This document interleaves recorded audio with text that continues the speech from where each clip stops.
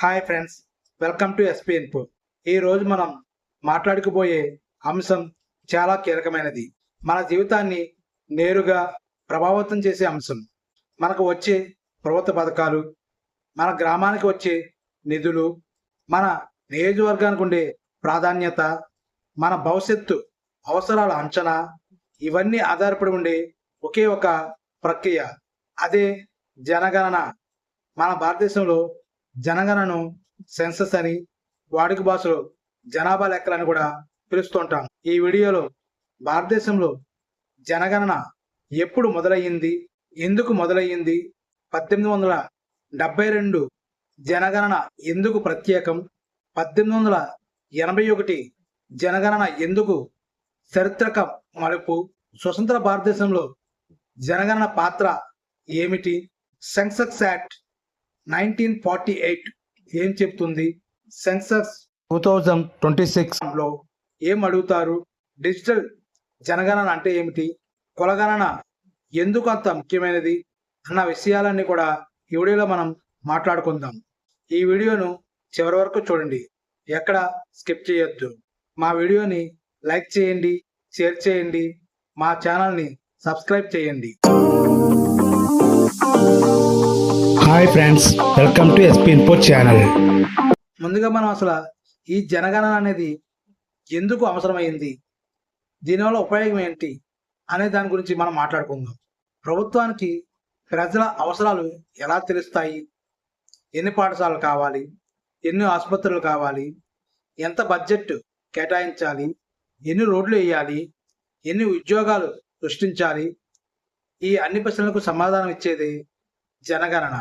అసలు జనగణన అంటే ఒక దేశంలో నివసిస్తున్న ప్రతి వ్యక్తి గురించి, అంటే వయసు, లింగం, నివాసం, కుటుంబ స్థితి, ఆర్థిక సామాజిక పరిస్థితుల వివరాలను ప్రభుత్వం అధికారికంగా లెక్కించడం. ఇది సర్వే కాదు, ఇది అంచనా కూడా కాదు, ఇది దేశవ్యాప్త అధికారిక లెక్కింపు. ఈ విధంగా అధికారిక లెక్కింపు చేయడం వలన ఆ దేశంలో ఎంత జనాభా ఉన్నారు, వారిలో ఎంతమంది ఏ పరిస్థితుల్లో ఉన్నారు, వారికి ఎటువంటి సౌకర్యాలు కల్పించాలనేది ప్రభుత్వం ఒక అంచనాకు రాగలుగుతుంది. అందుకే ఈ జనాభా లెక్కలు అనేవి చాలా ముఖ్యమైనవి. వీటి మీదే చాలా పథకాల అమలు, చాలా పథకాలు రూపొందించడం, చాలా నిర్ణయాలు ఆధారపడి ఉంటాయి. భారతదేశంలో జనగణనకు ముందు పరిస్థితి ఏంటనేది కూడా మనం తెలుసుకుందాం. 1872కు ముందు భారతదేశంలో సరిగ్గా ఎంతమంది ఉన్నారనేది స్పష్టత లేదు. ప్రాంతాల వారీగా కొన్ని లెక్కలు ఉన్నా దేశవ్యాప్తంగా ఒక వ్యవస్థ అంటూ ఏదీ లేదు. బ్రిటిష్ ప్రభుత్వం పన్నులు, సైన్యం, పరిపాలన సరైన ప్రణాళిక లేకుండా నడిచేది. అందుకే ప్రజల సంఖ్య తెలుసుకోవాల్సిన అవసరం ఏర్పడింది. అప్పుడు 1872లో భారతదేశంలో తొలిసారిగా ఆధునిక జనగణన అనేది జరగడం జరిగింది. 1872లో భారతదేశంలో తొలిసారిగా ఆధునిక పద్ధతులలో జనగణన మొదలైంది. ఇది భారతదేశంలో జరిగిన మొదటి మోడర్న్ సెన్సస్.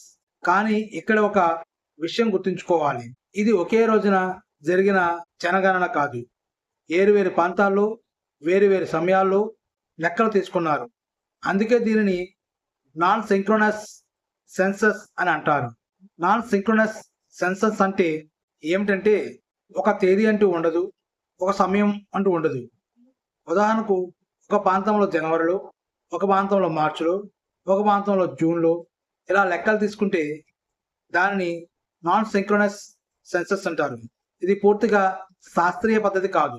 కానీ దేశవ్యాప్తంగా లెక్కలు తీసే మొదటి ప్రయత్నం 1872లో జరిగింది. 1872 జనగణన ఎవరి నాయకత్వంలో జరిగిందంటే లార్డ్ మేయో నాయకత్వంలో ఈ జనగణన అనేది ప్రారంభించబడింది.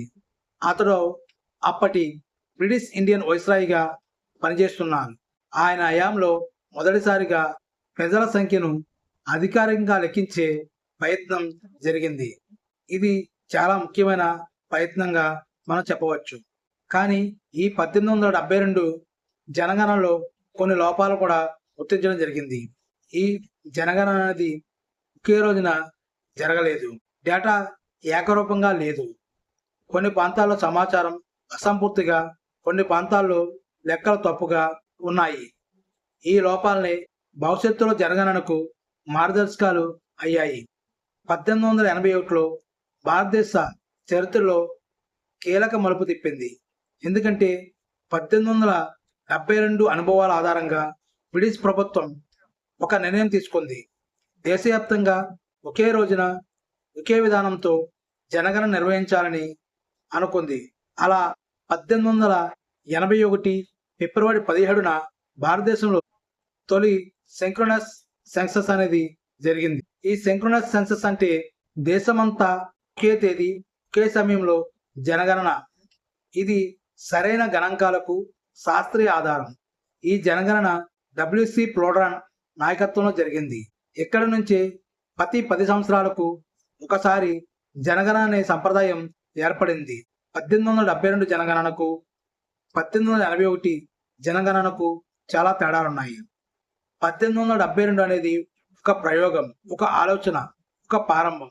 కానీ 1881 అనేది ఒక వ్యవస్థ, ఒక విధానం, ఒక సంప్రదాయం, ఒక శాస్త్రీయ పద్ధతిలో జరగడం జరిగింది. అందుకే 1872ను పోస్ట్ మోడర్న్ సెన్సస్ అని, 1881ని పోస్ట్ కంప్లీట్ సింక్రోనస్ సెన్సస్ అని అంటారు. 1947లో స్వతంత్రం వచ్చిన తర్వాత భారతదేశం తన అభివృద్ధి దిశను తానే నిర్ణయించుకోవాల్సి వచ్చింది. అందుకే 1951లో స్వతంత్ర భారతదేశంలో తొలి జనగణన అనేది జరిగింది. ఇది దేశ అభివృద్ధికి మూలస్తంభంగా మారింది. భారతదేశంలో జనగణన సెన్సస్ యాక్ట్ 1948 ఆధారంగా నిర్వహించబడుతుంది. ఈ చట్టం ప్రకారం ప్రభుత్వానికి ప్రజల నుండి కొన్ని నిర్దిష్టమైన వివరాలు అడిగే హక్కు ఇచ్చింది. ఈ సమాచారం రహస్యంగా ఉంచబడుతుంది. ఏ వ్యక్తిగత కేసులకు వాడరు. జనగణన 2026 ఎందుకు ప్రత్యేకమైందంటే భారతదేశ చరిత్రలో ఒక మైలురాయి అవుతుంది. ఎందుకంటే ఇది పూర్తిగా డిజిటల్ రూపంలో జరిగే జనగణన. ఇది మొదటి డిజిటల్ రూపంలో జరిగే జనగణన. ఇది ఒక మొబైల్ యాప్ ఆధారితంగా జరగబడుతుంది. సెల్ఫ్ ఎనమరేషన్ అనే ఆప్షన్ కూడా ఉంటుంది. అంటే ప్రజలు తమంతట తానే తమ వివరాలను ఇవ్వవచ్చును. ఈ జనగణనతో పాటు కులగణన కూడా జరుగుతుంది. సెన్సస్ 2026 2 దశల్లో జరుగుతుంది. మొదటి దశ 2026 ఏప్రిల్ నుంచి సెప్టెంబర్ వరకు.